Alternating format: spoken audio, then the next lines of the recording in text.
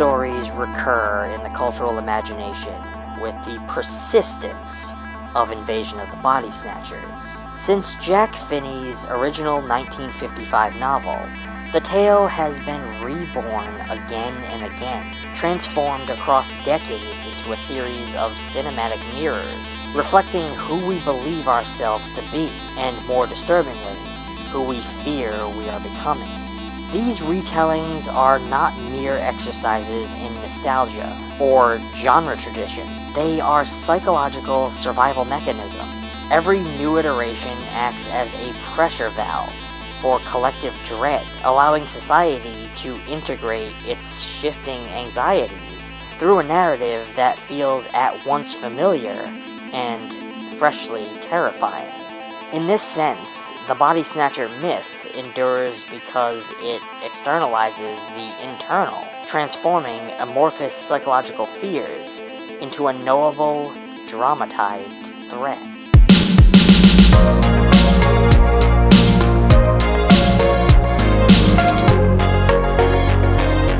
Before we begin, this video is sponsored by Plex. For more information, stick around after the video to learn how to corral your movies, TV shows, and music from all your streaming services into one place. Stop scrolling, start streaming, get Plex. Are you crazy, you big idiot? Look! You fools! You're in danger! Can't you see?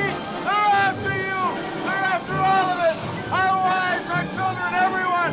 They're here already! You're next!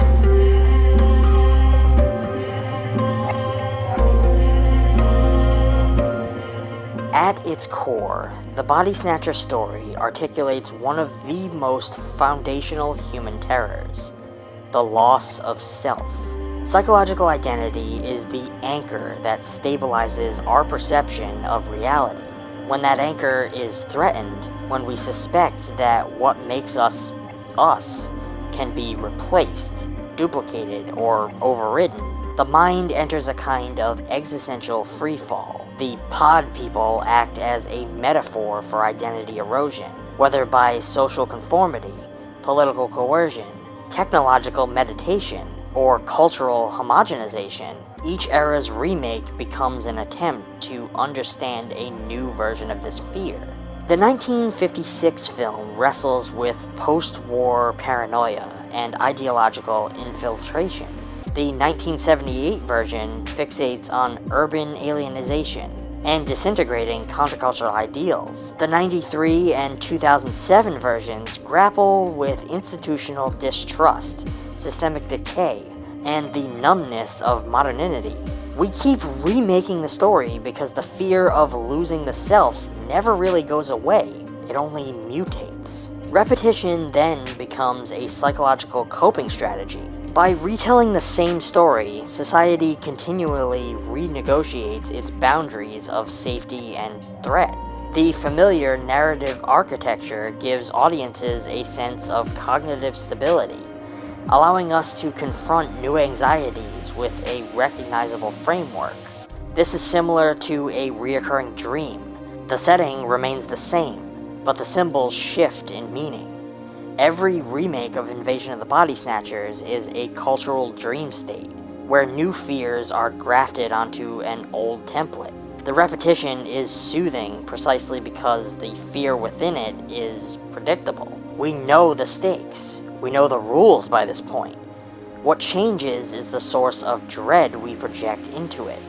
At a deeper level, the Body Snatcher myth also embodies the terror of emotional disconnection. The pod people are not monstrous because they look like us. They are monstrous because they feel nothing.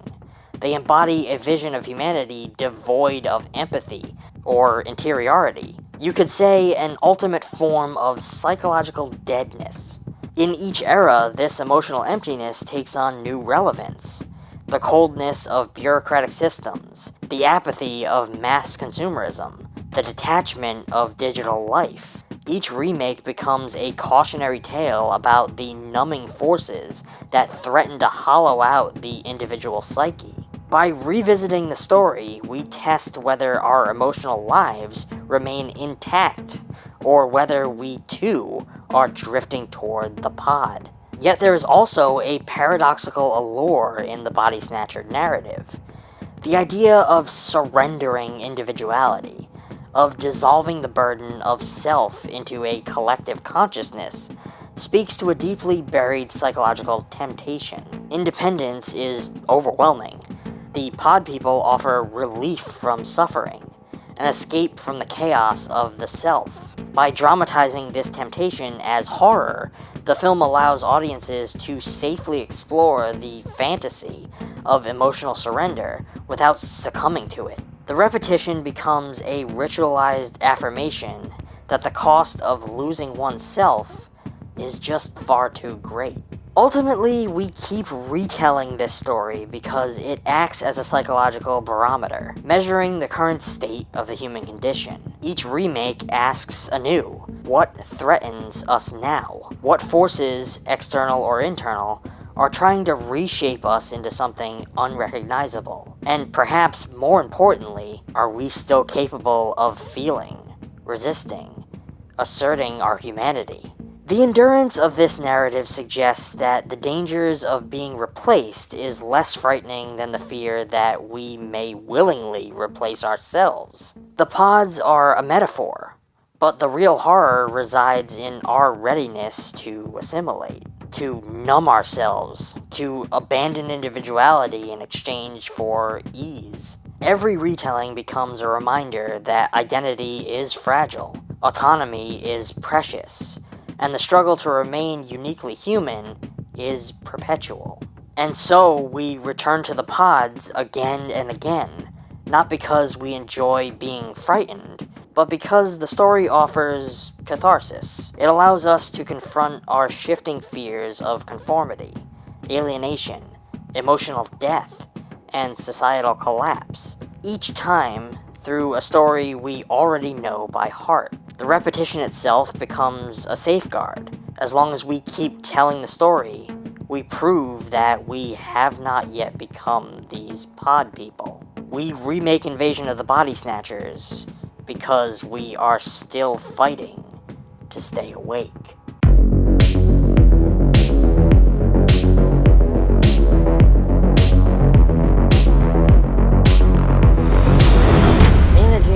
Overwhelming number of streaming services that we all subscribe to can be a nightmare, making us wish for some sort of one-stop destination for all of our movies, TV shows, and music. Well, thankfully, Plex has the answer, bringing together free ad-supported movies, shows, and live TV with the power to search and add to your watch list any title ever made, no matter which streaming service it's on. Plex keeps everything in one place, even for theater releases. Discover more and search faster by customizing your experience. Add friends, share thoughts, and find your next binge-worthy title. Track your favorite actors with Discover credits. See all their movies and shows in one place. Stream your own movies, TV shows, music, and photos anywhere on any device. And best of all, Plex is a free streaming app for everyone, supported by ads that help bring you content from partners like Lionsgate, AMC, and even A24. Stream instantly from your computer, phone, tablet, game console, smart TV,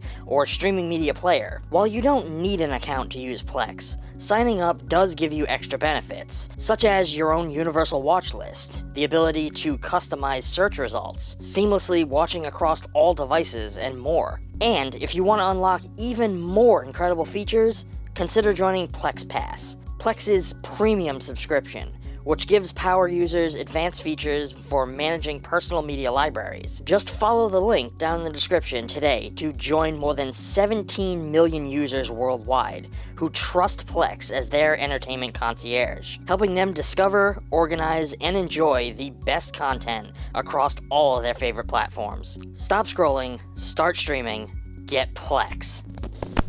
Well, friends, that's gonna be all for now. If you are interested in this film, I urge you to check it out for yourself and formulate your own thoughts and opinions about it. I hope you come share those thoughts and opinions in the comments. Let me know if there are any movies that you would like to see discussed on this channel. I always love to hear from you guys, and I do my best to try and respond to everyone. As always, I put a link down in the description to a physical copy of this film, if one exists, that you can add to your collection. Using that link helps out the channel, and that's always appreciated. If you like this video, I urge you to give it a thumbs up, subscribe if you aren't already. I know that some of you watching aren't subscribed, so help out the channel and subscribe. If you'd like to go the extra mile and support the channel even more, we do have a couple options for you to do so. You can join us on Patreon, where you can get yourself early access to future videos, Patreon exclusive content, and access to the ETF Digital Archive. We get a lot of compliments about the VHS collection that you guys see in the background of our videos. Well, we've been hard at work slowly digitizing the collection and creating a place where we can share it with all of you.